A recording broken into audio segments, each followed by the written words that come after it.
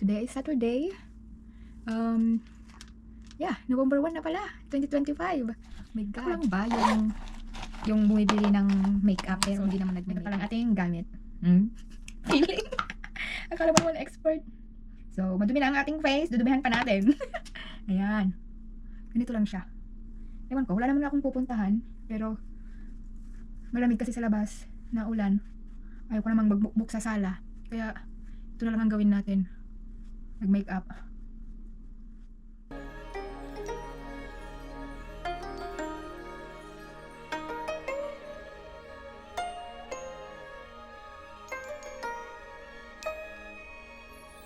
Gagamitin tong eyeliner na ito. Diyos ko po. Yan. Paano ba ang technique? Ang napanood ko sa YouTube, ganyan daw, sa ilalim. Tapos, konting check. Tapos, yun. Sa left. Hindi to makeup tutorial oh, good. Check. Oh my God.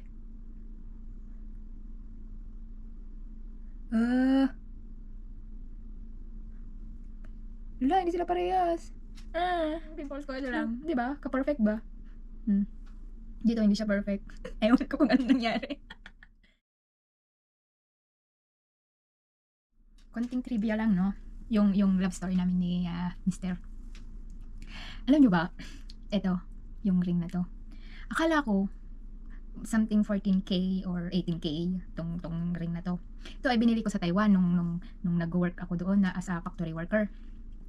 Ngayon, si Mr. pupunta na siya sa Taiwan. Magmi-meet na kami. Ngayon, hindi ko alam kung anong ibibigay ko sa kanyang gift or remembrance pag nagkita kami. Something valuable, ganun. Yung sahod ko noon hindi naman kalakihan. Yung last na sahod ko ata yun kasi wala naman akong ipon noon. Ngayon, yung last na sahod ko ay binili ko ng couple ring. Ito siya, yung ring. Ito yung ring niya. Ito, yung binili ko. Couple ring. Kasi, all my life. Wala akong maisip na ibigay kay Mr. noon. Kaya, nagpunta ako sa town. Binili ito. It was 10,000 Taiwan dollar or 14,000 Taiwan dollar itong couple ring na ito. At ngayon, sa malamang, parang ako na yung nag-propose. Pero parang ano lang naman ito, couple ring or how to say that?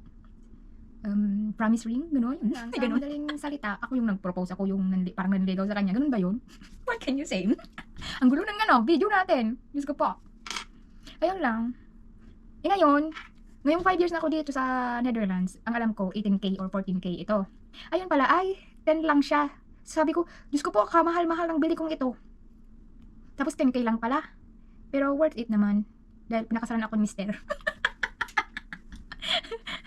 Ayun lang, tapos, nung kinasal na kami, dinapalitan na ng ring namin, ng wedding ring, tapos, muntik ko na itong nawala yung akin, kasi nung naglilinis ako sa labas, ng mga dahon-dahon, ayun, naitapon ko, buti na lang may detector siya, yung pang metal detector. Ayun, nakita niyo, sobrang muntik ko na siyang hindi na-appreciate, tapos sabi ni Mr. Why you will do that? It's our promise ring or, kasi nga, sobrang appreciate niya yung ginawa kong ito. Kaya, na-realize ko nga, no, ito din yung last na sahod ko sa Taiwan, bago siya dumating sa buhay ko. Ay, ganun, parang tinake risk ba ganun? Tatawag doon. Yun lang. Na-share ko lang.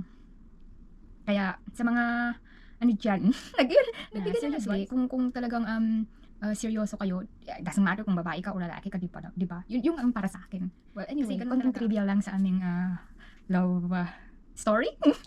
Nakalimutan pala ako. Sorry, ang shining shimmy ring. Ang ganda ng dito.